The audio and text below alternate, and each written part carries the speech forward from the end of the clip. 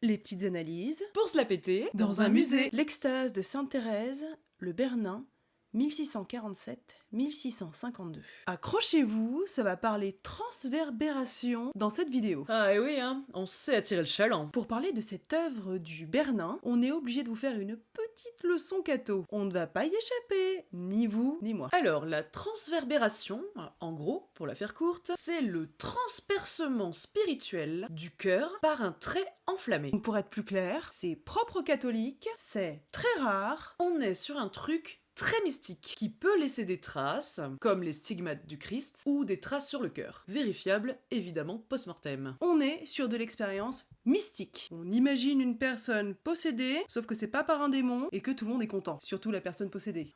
Bref, voici l'extase de Sainte Thérèse du Bernin, qui représente le moment même de la transverbération de Sainte Thérèse d'Avila, qu'elle décrit dans un de ses livres. Je ne vais pas vous lire l'extrait, mais en gros, Séraphin beau gosse, longue lance d'or qui entre de temps en temps, douleur qui fait gémir, du pain béni pour Lacan, qui dira, je cite, qu'elle jouit, ça ne fait pas de doute. Dans quoi on s'est embarqué?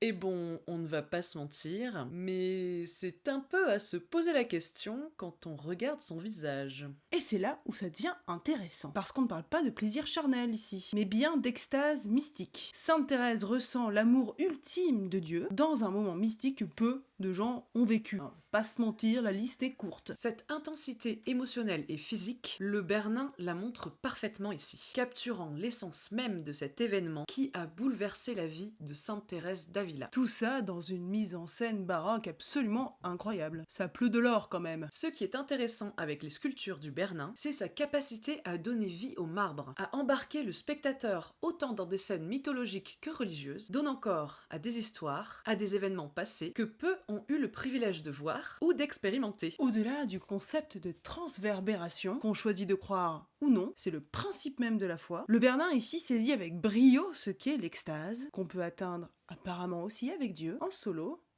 mais aussi parfois avec un autre corps que le sien. Mais ça, c'est une autre histoire.